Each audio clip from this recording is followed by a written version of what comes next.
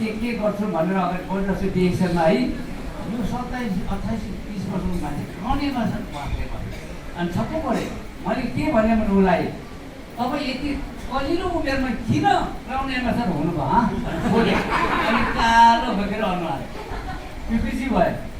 होइन हौ, म यत्रो 75 वर्ष पुग्दाखेरि म किन गर्छु भनेर कुदैछु कि मेरो उमेर पुग्दा तपाईँ अमेरिकाको बिल गेट्स जस्तो हुने हो कि क्या? हाँस्यो, फेरि हाँस्यो। हेर्नु त्यो कहिले भुल्नुहुन्न उहाँले है, कहिले भुल्नु। त्यसले गर्दाखेरि सिइओ भनेको ब्याङ्कको एउटा सिइओ हुन्छ, स्कुलको प्रिन्सिपल एउटा मात्रै हुन्छ, पार्टीको अध्यक्ष एउटा मात्रै हुन्छ। तर डिएक्सनमा त सबका सब अध्यक्ष हो, सबका सब सिइओ हो। जो पनि हाम्रो क्राउन एम्बेसडरको सिट माथि खाली छ सिट, हामी मिलेर आफ्नो आफ्नो सिटमा बस्नु जाने हो। र पुराना अगाडि जान्छ, नयाँ पछाडि बस्छ भन्ने छैन। जसले मिल्ने धेरै गर्छ त्यही अगाडि बस्छ। र म क्राउन डाउन भएको साल हाम्रो मिनारमा सर चाहिँ डिएक्सनमा जोइन भएको रहेछ। क्राउन डायमन्ड भएको साल क्राउन डायमन्ड, आज क्राउन एम्बेसडर। म एक्जिक्युटिभ मात्रै भएर बसेको छु। हेर्नुहोस्, मभन्दा 9 तह माथि जानुभयो। त्यसकारण पुरानो अगाडि जान्छ, नयाँ पछाडि नसर्नुहोस्। जो मिलेको त्यही अगाडि जान्छ, हामी मिलेर अगाडि जाने हो। यहाँ विन थ्योरी छ, विन थ्योरी छ। हाम्रो डिएक्सन हामी नम्बर 1 भयो भने डिएक्सन नम्बर 1 हुन्छ। डिएक्सन नम्बर 1 भने हामी वर्ल्डकै नम्बर 1, किनभने बहादुरको पनि बहादुर, गोर्खा बहादुरको सन्तान हामी। अब डिएक्सन बहादुर बनाएर देखाउने हो।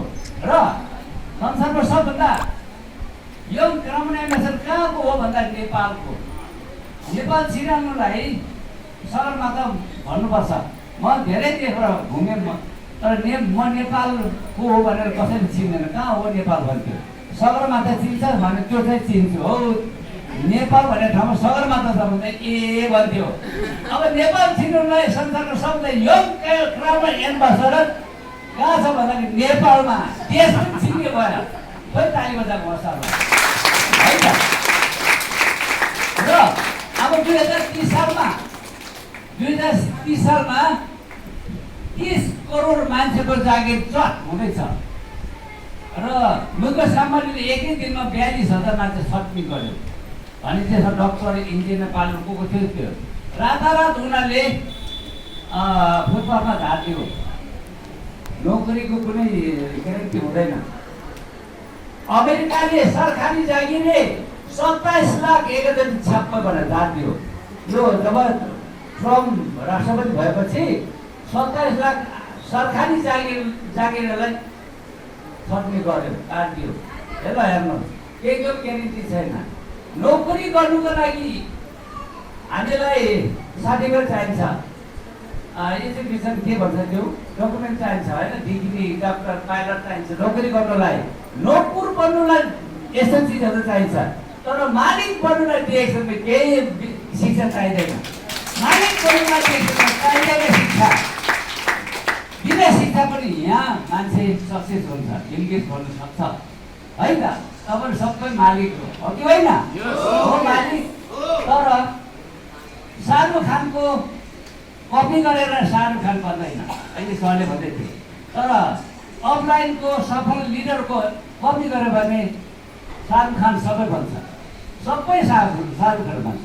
किन हिरोहरूको कपी गर्नु सक्दैन, गरे पनि हामी सक्सेस हुँदैन। उनीहरूको स्पेसल वरदान हुन्छ।